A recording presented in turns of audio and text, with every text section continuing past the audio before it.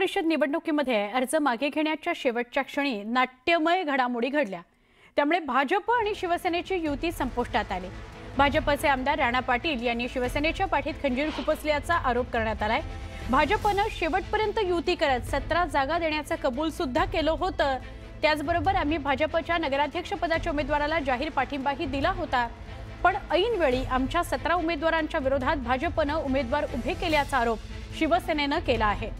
दरम्यान भाजपबरोबर काडीमोड घेतलेल्या शिवसेना ही अजित पवारांच्या राष्ट्रवादी काँग्रेसबरोबर युती करणार असून महायुतीचे प्रमुख नेते धाराशिव जिल्हा दौऱ्यावर येत असतानाच युतीत हा तणाव वाढल्याचं प्रमुख नेते बघतायत आणि त्यामुळे ते काय भूमिका घेतील हे बघणं महत्त्वाचं आहे।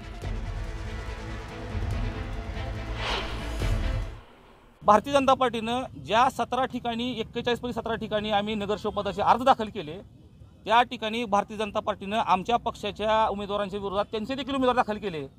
आणि मग सकाळपासून आम्ही भारतीय जनता पार्टी नेत्या लोकांना फोन केले, सगळ्यांना त्या ठिकाणी आमचे समन्वयक देखील आलेले आहेत साळवी साहेब, त्यांनी फोन केले, आम्ही पालकमंत्री महोदयांना कॉन्टॅक्ट केला आणि एकंदरीत लक्षात असं येतंय की धाराशिव नगर परिषदच्या निवडणुकीमध्ये भारतीय जनता पार्टीने किंवा भारतीय जनता पार्टीचे आमदार राणादादा पाटील यांनी शिवसेनेला धोका दिलाय।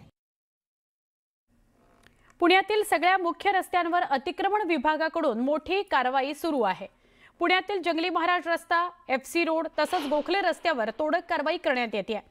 महापालिकेने अचानक जंगली महाराज रस्ता आणि गोपाळकृष्ण गोखले रस्त्यावर कारवाई करून 50 पेक्षा जास्त दुकानं आणि हॉटेल्सवर कारवाई केलेली आहे। पालिकेच्या अतिक्रमण विरोधी पथकाकडून अचानक करण्यात आलेल्या या कारवाईमुळे व्यावसायिकांची चांगलीच तारांबळ उडाली। तर कालही कात्रज, कोंढवा, मुंढवा या परिसरात अनधिकृत बांधकामांवर महापालिकेने हातोडा चालवला।